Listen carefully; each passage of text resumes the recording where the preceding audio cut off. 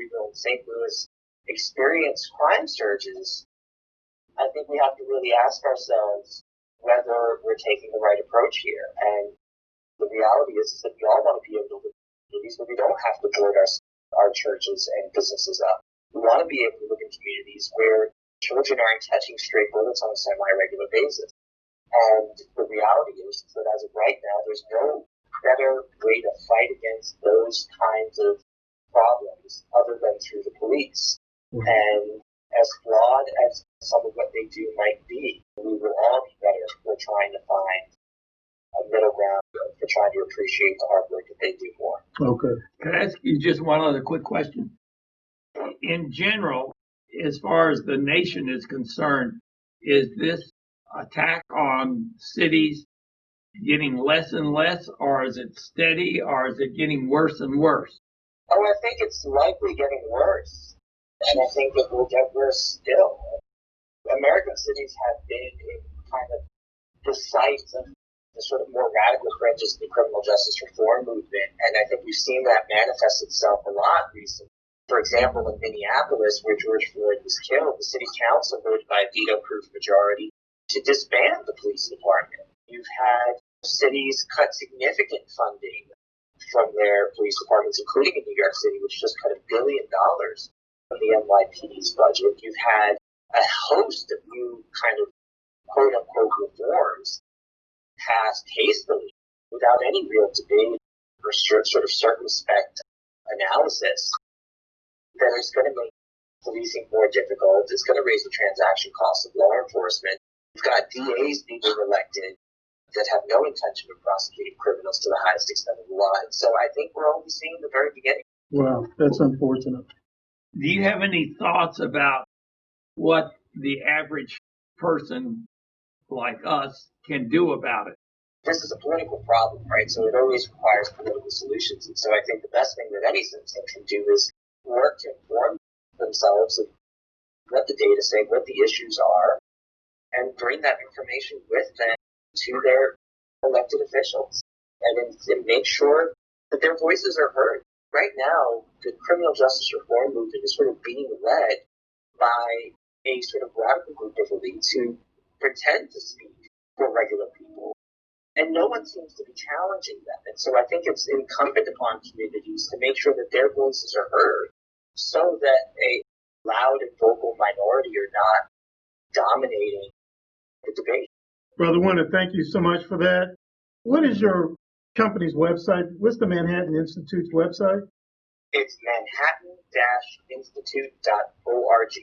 Manhattan-institute.org. So if you had a book there, to your articles, we can go there and maybe make a donation and get the book or article or something like Absolutely. that? Okay, great. Could you repeat that one more time for our listeners?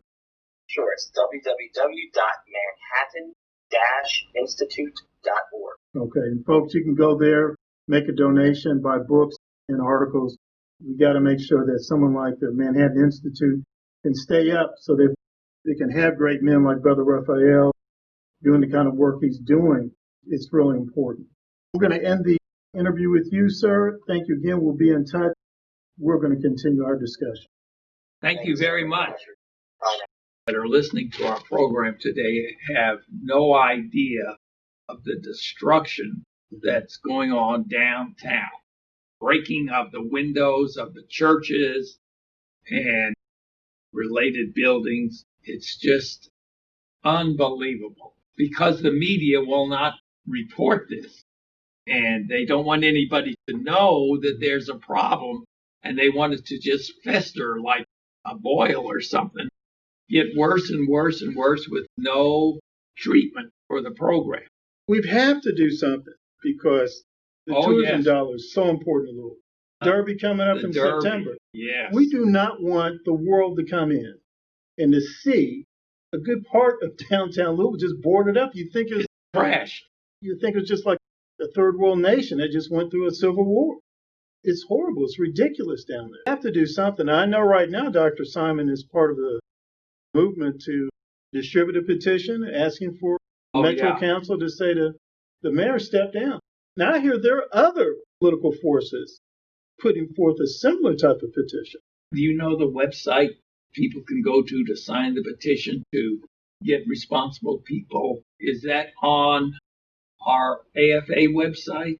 I'm not sure about that particular petition. I know that we're working on a petition that Corbin came up with that actually supports and gives our sympathy with the local law enforcement. I don't know as far as this is what I heard reported, but I heard that the president is now using his authority to surge law enforcement into certain areas. But I don't know if Louisville is one of those areas. It's good if that was happening, but I think what a lot of Louisvillians are saying, it's not necessary.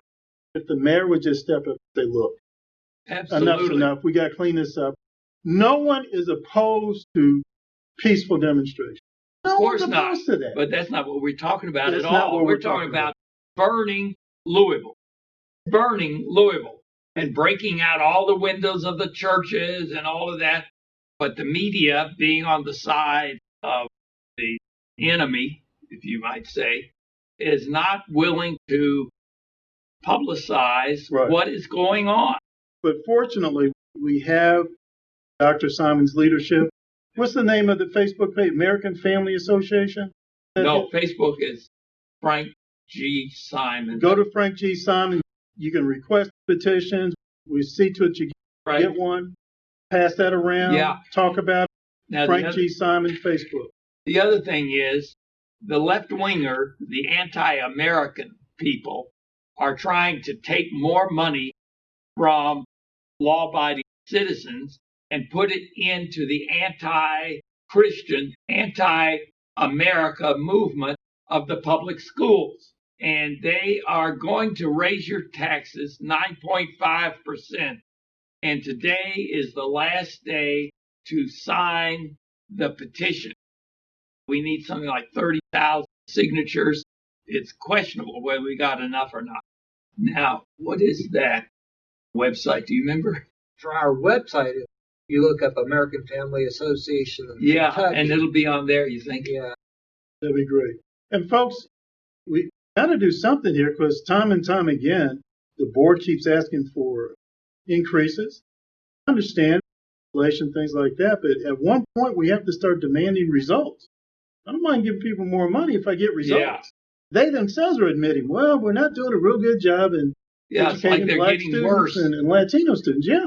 And especially in the West End, as I understand it, they're all failing schools, or most of them. A lot of them are failing schools.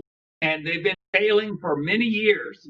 And the more money you give them, the worse they seem to get, in my opinion. Something's got to change. It's sort of like if I keep giving my dentist money to pull a bad tooth, and that bad just keeps the bad tooth in there. I'll be daggone going to keep all that good money after bad. I want that tooth out, buddy. That's right. Okay. Anything else, John? I don't have proof of this, but I've read a lot about the Chinese involvement and how they're actually trying to undermine our democracy. And it could very well be that it's not just the key players we used to think of as George Soros. I never thought about that. The communists nationally or internationally are trying to bring America down. That connection has always been there. The Black Panther Party, when it was alive and active with Huey P. Newton, Bobby Seale, they went to the People's Republic of China many times, toured North Korea. Eldridge Cleveland, when he fled the United States, he stayed in North Korea. He was in Algiers. He was in People's Republic of China. Ron Karenga, who was the founder of Kwanzaa, he is very tight with the socialist regime in China. That's nothing new. Been there for a while. So if you don't think Black Lives Matter is doing it, you ain't thinking. That's right. Okay, well, we're running out of time. I want to thank Raphael Manuel and John Brewer and Corbin Seaver. And God bless you, and tune in again next week for the rest of the news. Hi, I'm Dr. Frank Simon. I'm an allergist and family doctor, board certified in both allergy and internal medicine. I specialize in allergy, headaches, sinus, hives, cough, asthma, hypertension, and diabetes. We're located at 1404 Browns Lane near Norton Suburban Hospital. Our phone number is 895-5088. We can see you tomorrow. Hi, this is Frank Simon with the rest of the news, and our special guest today is Mike Evans, Dr. Mike Evans. He's going to talk with us a little bit about the peace plan going on in Israel now. Mhm. Corbin Sievers is with us today, too. He's going to do some of the interview. And Dr., if it's okay, let me just give our listeners a little background here on Dr. Mike Evans. It says here he's a member of Trump's Evangelical Advisory Team. He has published 105 books. Over 38 million have been sold worldwide. He's a New York Times best-selling author. Dr. Evans, that's Impressive. pretty impressive, right? I'm glad we didn't have to sit here and read your whole resume. We've been here for the next hour or so. Glad to be with you. One other thing, too, I want to say to our listeners is that you have a Facebook page with 73 million followers. Yeah, the Jerusalem Prayer Team is the largest prayer group in history. And what's the name of that Facebook page again? The Jerusalem Prayer Team. Jerusalem Prayer Team. So Yeah. we obviously encourage our listeners to find that, to sign up, and to start following that. So let's jump right into the interview. We only have about 15 minutes or so. Before we started recording, you and Dr. Simon are having a conversation. Dr. Simon, tell us what your initial question. The thing that I'm very concerned about is this peace plan that's being discussed in Israel. Dr. Evans told us a lot about it. Maybe I ought to just keep quiet and ask him to tell us a little bit more about what's going on. First thing that you have to understand, I've known all the prime ministers since Menachem Begin. I'm actually the guy that got Benjamin Netanyahu his job. I recommended him to the prime minister, told him he'd be prime minister someday, and he gave him a job. Now, no prime minister in Israel's history has ever agreed to a Palestinian state with airspace, including Shimon Peres. No prime minister has ever agreed to a Palestinian state with an army or a Palestinian state with a treaty. If we recognize the fact there's not going to be airspace, there's not going to be an army, there's not going to be a treaty, what is a state? Well, to begin with, the only way this is going to be resolved is by Israel. Israel is about the size of New Jersey. They can't give up the high ground. They can't give it up in the Golan. They can't give it up in Judea and Samaria. You're talking about rockets hitting their airports. So they're going to be totally inflexible on this. Now, the president has done exceedingly more than any president in American history for Israel. I basically predicted every one of the things he's done, and I've been part of them all. In some degree, some more, some less, but I've been part of them all.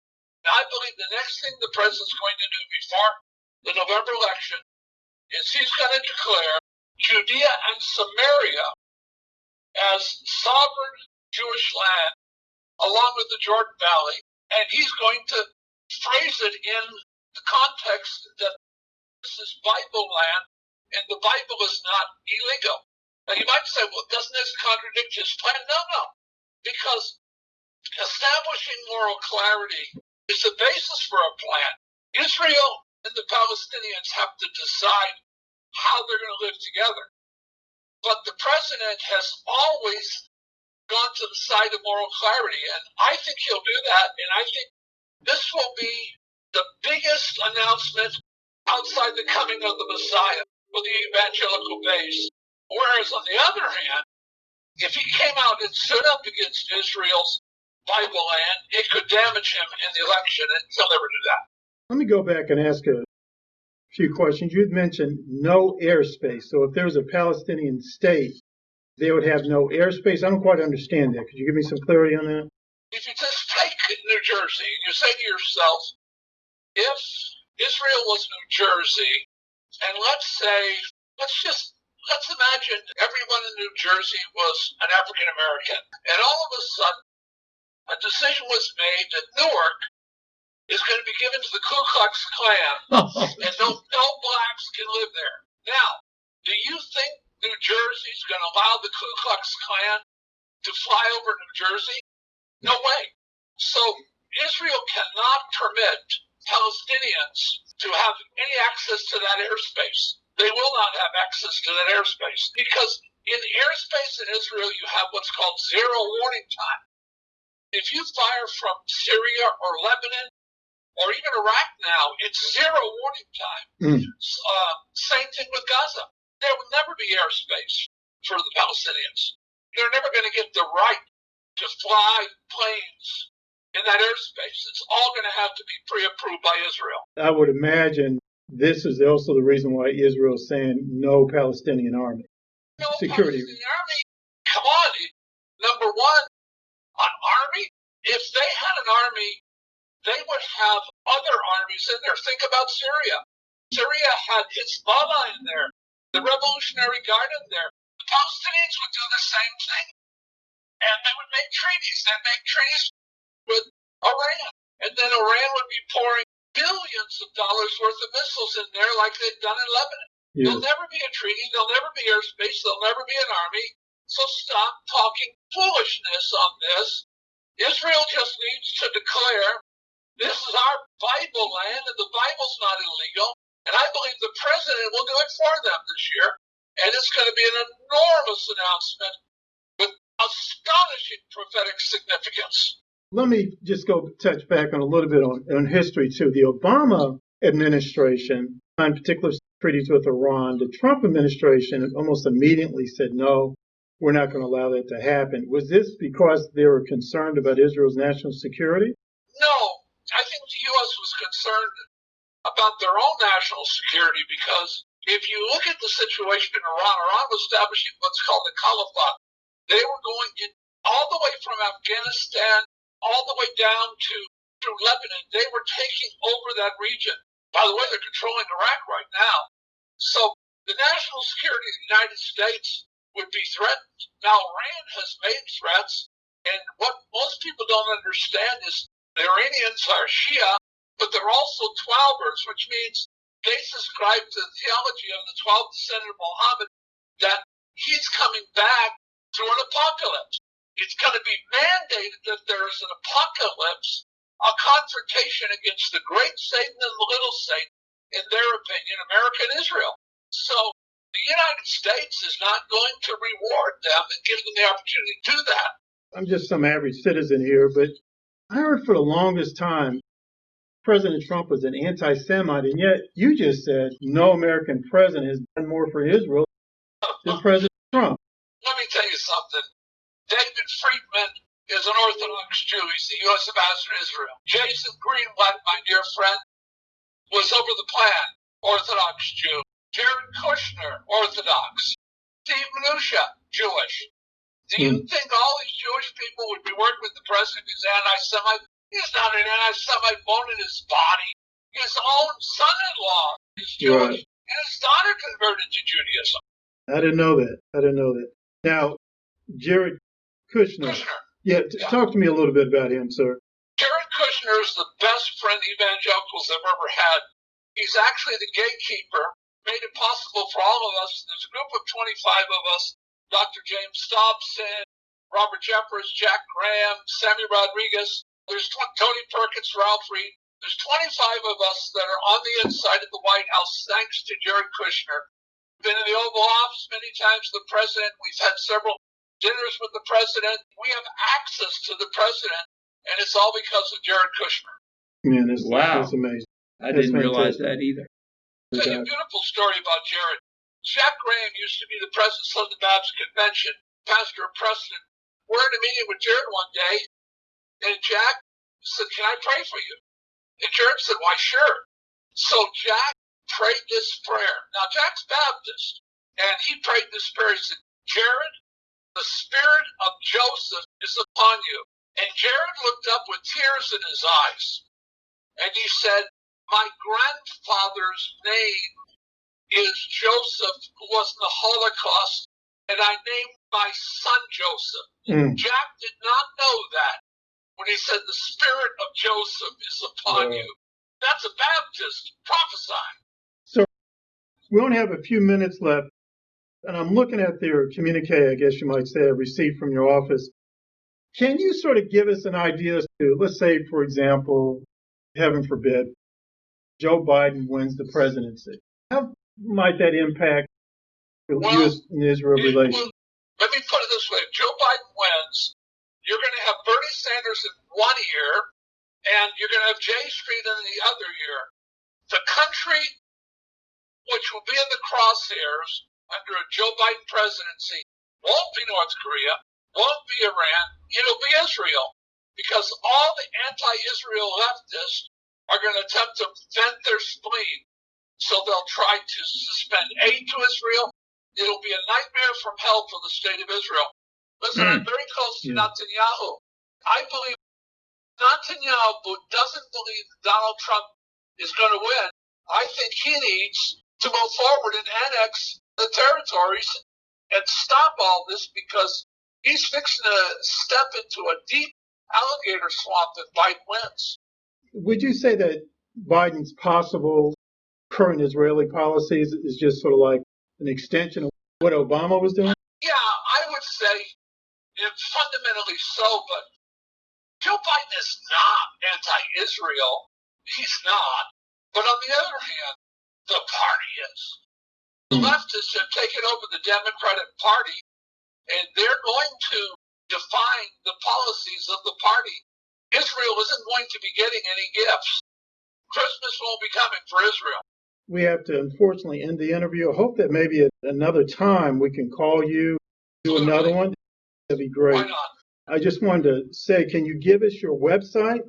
Yeah, it's the JerusalemPrayerTeam.org. Okay, JerusalemPrayerTeam.org.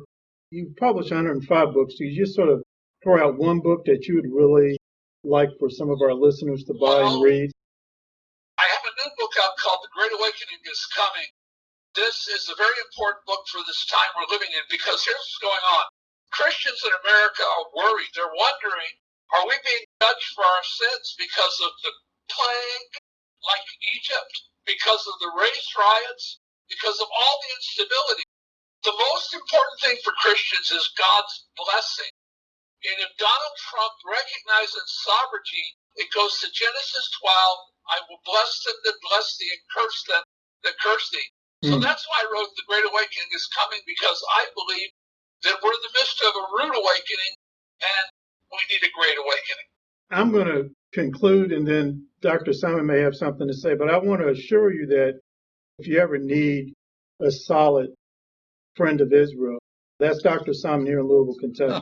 Always call upon Dr. Simon if you're looking for another friend of Israel. Thank you, brother. Thank you. Give Bob my love. Yeah, I'm a disciple of Bob Rogers. Well, Bob Rogers is my buddy. I knew his father well. Well, that's fantastic.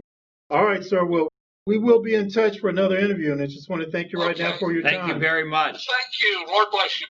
Lord bless. Hi, this is Frank Simon with the rest of the news. We've got John Brewer and Cindy Marlowe. Want to talk about these current events that's going on. The first thing we need to talk about is I just tried to call a prescription in for someone who drives a cab, and the pharmacist said that the Kentucky Board of Pharmacy would not let him have the medicine to prevent coronavirus. Hydrochloroquine. Yeah, Hydroxychloroquine. hydroxychloroquine. Can you imagine that?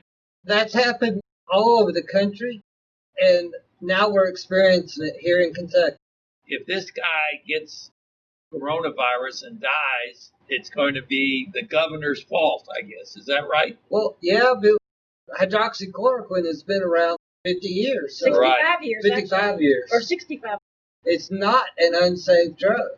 No, it isn't. So to me, that says it's political. Political, yeah. It's all political. And then a doctor who owns that clinic down in Texas, she said all of her patients, she had not one patient that didn't do good with it. She had a hard time getting it filled down there, and several ones wouldn't let her fill it. So the governor is going to be responsible for the death of a number of people because he shut down. I guess he's the one, or somebody at the Board of Pharmacy is shutting down the use of the important medicines for coronavirus. Well, it's a Prophylactic. pharmacy board is part of the government, so state government, so he has to have a say in it, I would think. So it's a very sad situation the whole situation is political. Well, we're going to call the governor's office on Monday or Tuesday this week, and we're going to find out what's going on with that. This is kind of what we were talking about. Well, why don't you just read it, Dr. Simon? Picture of the donkey with the mask. It has the Constitution, we the people, and it says if it saves one life, It's okay to burn up the Constitution. That kind of says it all. In other words, we're losing our rights because Our of freedom. politics. Politicians are trying to take away our rights. And the other thing the politicians are doing is saying, well, we want you to call in and squeal on your neighbors and your friends and your relatives. And it says it's no coincidence that the 1-800 information line for reporting on your friends is taking root in the blue parts of the country. This reminds me, I saw George Soros. It was with the guy with the great big glasses. He had a show at nighttime. I just lost his name. Larry King Live. And this is before George Soros became a household name.